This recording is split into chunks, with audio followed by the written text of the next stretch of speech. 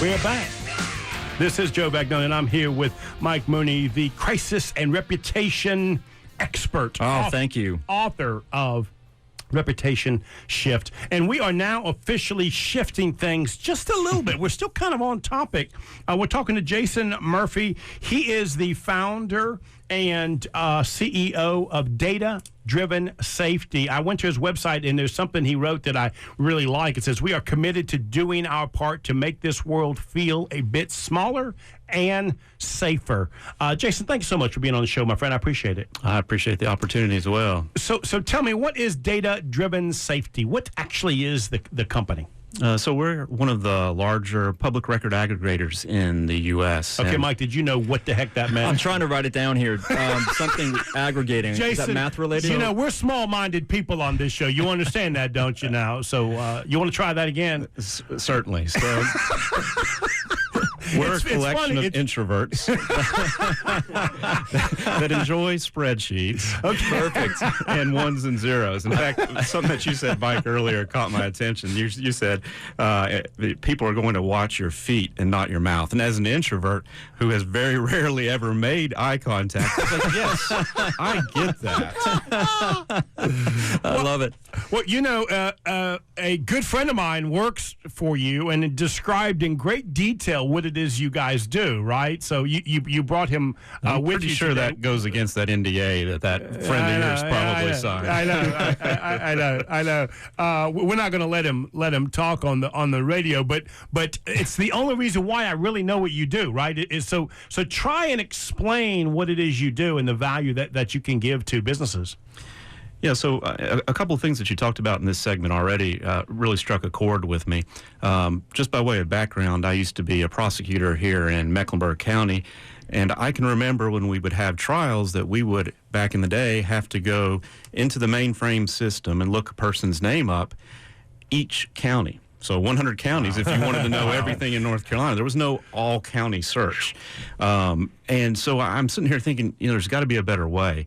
So basically what our company does is we take thousands of individual feeds of data that we have cultivated and created through relationships with different governmental agencies, and then we use that information to provide safety-oriented services. So it looks a lot like this.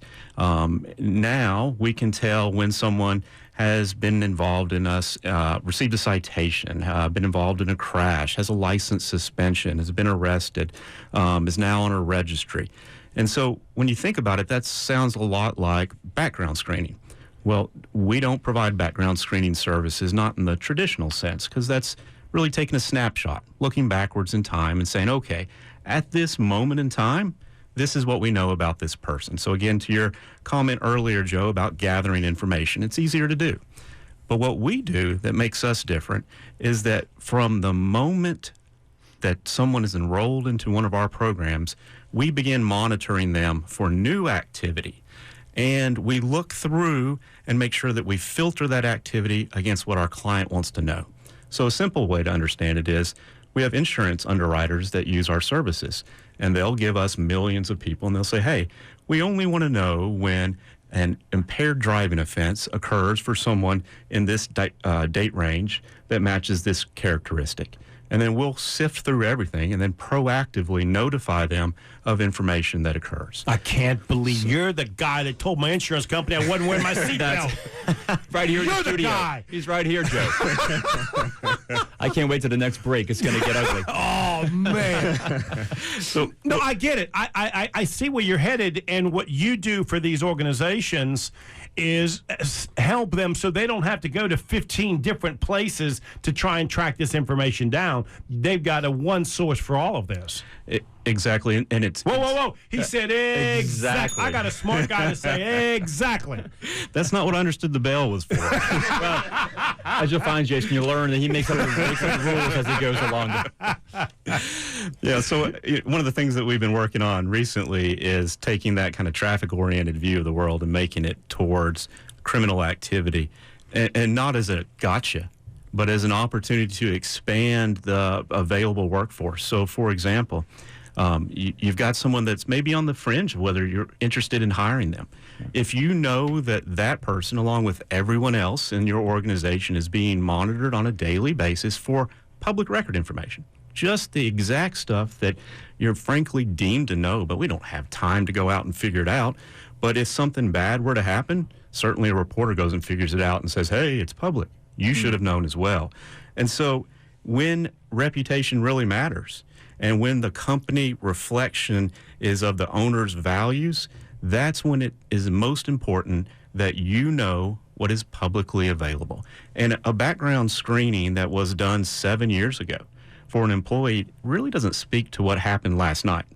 And so as you're able to know the kind of things that you just take for granted that you should know, it makes things, I think, it drives home the message that what we say on those plaques that our core values are is actually the values we live. It's interesting, Mike, Jason, where he's headed with this, because if I'm a employee in an organization and I know that Jason's data-driven information is available to my employer, I do want to keep my values at a point that my employer is comfortable. So it does kind of keep us in check. We'll have this reminder that it's not something I can hide. I can't hide a piece of me that my employer used to not be able to know about. Well, and my driving record that in fact may be worse than what my employer thought it was. To me, it reminds me is that we're never off the clock. Right? It used to be that place where you say, oh, well, hey, I'm working for my boss from 9 to 5, and when my time, it's my time, and I do what I want to do. Not so much anymore. Well, not so much because of the reflection that it has on the organization and the impact it can have to the business, right? There's a new level, right, of awareness. But Jason, you're not telling the employees or employers to take action on this information. You just want them to be aware of what's happening. Right. So one of the things that this is geared towards is going from the reactive mindset to the proactive. And so one of the mechanisms that we use is a filtering technology. And so our customers tell us what they care about. So right now, if you go get a background screening service, it's typically everything they can find everywhere. Well, that may not, there may be incidents that are interesting, but they don't have a close enough nexus, or they're not closely enough related to the job responsibilities. Well, certainly from an employment perspective, you shouldn't be judged by from my opinion, you shouldn't be judged by something that doesn't relate to what you've been asked to do for your employer. However, you can certainly see that, for example, a home health nurse having a violation that was a sexual assault certainly is relevant, whereas a bad check may not be. Right. So what we're able to do is to sift through all of that, and with law enforcement experience and law enforcement investigators that are part of our organization, we go through, and instead of just giving you a line item in a database and say, hey, here's something that happened, we get the underlying reports from the agencies. We put all that together in an investigative packet, and then we give you a proactive way of dealing with things. And the way... Let's back up, okay? This is so much data, and it's so technical. How did you get here, right? I mean, you didn't wake up one day and say, I think I'm going to go ahead and... How did you get here, right? I found I wasn't very good at other things. Welcome to my world. Most people that start a business because they wanted to get away from something else. We decided that there was a need for this type of information to be in one place, and what we've seen is the industry, there's a difference between what substantive data you have and what substantive data you say you have, right? How many times have you gone online and look up anybody, click here, and you go through and it's a scam and they don't have anything. So there's a lot of noise in the industry, and what we were trying to figure out is who do we source data from? And we found that we couldn't get the data we needed. So we said, well, hey, how hard could it be to go make an organization that is able to retrieve this information?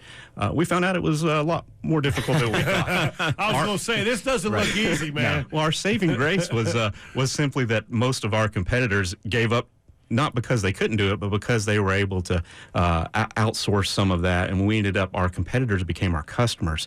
So it allowed for us not to be the greatest of business leaders and still be able to move forward. So we were fortuitous. So let's talk about that. What is your lead generation look like, right? Who is your client right now? What does that look like? So one thing that we do that's pretty interesting is we take, we have several different services. We talked about one called Illuminate, which is our go-forward criminal monitoring, which, you know, coming back from, I got to see a lot of different things in the DA's office, and especially the need for nonprofits to be able to ferret out the difference between people that are volunteers and people that are wolves in sheep's clothing that are trying to get access to vulnerable population groups. So one thing we do is that we provide that service at no cost to deserving nonprofits.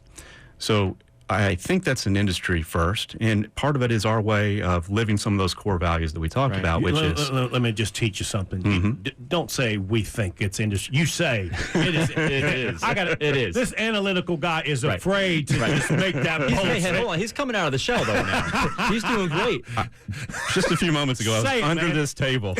When you were like, are you ready? And you saw me under here hiding and shivering. I feel like I've come a long way. Big steps, Jason. You're doing great, brother.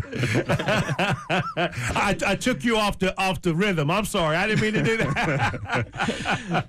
So let's just a little bit talk about now who is working with you. I met you literally today from a dear friend of mine, right, George? And I know George. And matter of fact, I'm a little upset that you took him away from the Cornelius Police Department because he was my ace in the hole. You understand? You know, I kind of got some problems that I can't get corrected. I've noticed that you've been driving slower. We've seen less citations on your record. Yeah. You know, George used to be an important guy in Cornelius until you took him. You understand that, don't you? So your next question, Joe, is how much does it cost to get that stuff expunged? How can we look away? You know what? The best thing is I've got a group of folks I play poker with. And so they all think that I can take their names off of the insurance. So they're like, I'll ante for you this time, Murphy. I'm like, sure. That'd be great. They don't realize I'm not smart enough to figure out how that database actually works. But let's talk a little bit about your business and hiring, because clearly I know because of George Brinsky, you hire phenomenal people, right? Talk a little bit about that, because that is your business, is helping people do some of that type of stuff, right? So talk about your philosophy on hiring. Yeah, so that's an interesting thing. We started out with a couple just phenomenally smart folks. One of my co-founders was actually my law school roommate from 20 years earlier, and he is one of these just IT geniuses. And so he created this adaptive software that allows us to be able to collect all this information really quickly.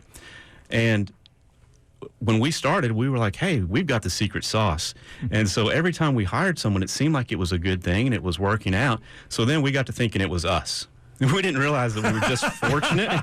So I'm just like, hey, I can turn anyone into a perfect employee. And in reality, though, one of the issues that we faced is we were growing from a very small organization to one where we quit doing the day-to-day to lead and to manage, and we were not good managers and are not still. So we still struggle with that. But what we found... It is a skill that takes some use to it. You do have to kind of grow into it. Absolutely. Especially as your company grows as well. And your employees, they expect you to look them in the eye. Yeah. And that's tough. No. How dare them expect you to look them in the eye? I'm looking at their feet. I'm like, no, it's not personal. It's not personal. So I love Mike that he admits that, right? Perfect, man. Great self-awareness right here. That's a great trait in the leader. I'm telling you, don't overlook it. A couple of weeks, we'll have you out of that. I'm sure, Dave. We can work that out of you. I'm sure. Well, one of the things we ended up doing from a hiring perspective is once we had figured out we made some mistakes, is we only hired people we knew. That was great. And then we realized we didn't know enough people. So we were hiring like family members and then their friends of the family members and people that so pretty much I told my wife one day, I was like, if this doesn't succeed, we're definitely having to leave the state. You can't go to church. Right. Yeah, this can go bad fast on a lot of levels. But we've been, I think a lot of we've been fortunate enough to find people that like the mission of what we're trying to do. And while it's a business, everything that we do at the end of the day has to make economic sense. It doesn't have to be run as if that is the only purpose that we exist. And, I know it sounds or can sound trite, but the reality is if you're able to look at and make decisions that you're happy to be a part of, it makes it easier. And I think one real simple example of that, 100%. We've got a private equity group that came in and bought a portion of our company a few years ago, and there's an opportunity where we could take our data set and we could literally quadruple the size of the company overnight by simply providing healthcare payers with information that would allow them to deny claims. So not a small amount of money, and we spent all of 5 minutes discussing it, unanimous vote at the board, and we've never looked back. And I think being able to actually implement some of those philosophies makes the other times, the tough times, it gives you a little bit more moral authority to feel like, what, we're doing this for a real reason, more than just the paycheck we take. And we've got to go because we've gone way, way long. But what is the primary client that you're looking for? What is a client profile that you're looking for? Someone that pays on time. That really helps us a lot. We get that. Insurance underwriters typically help us, and then employers from a go-forward conviction notification. So typically larger employers are most interested. And how can somebody reach you if they wanted to reach you? Datadrivensafety.com. One more time. This is radio. You got to say it twice. Datadrivensafety.com. Mike, I'm positive he looked somebody in the eye when he got that venture capital money. He did. Yeah. He absolutely did. Thank you, my friend, so much for being there. Thank you. I appreciate that.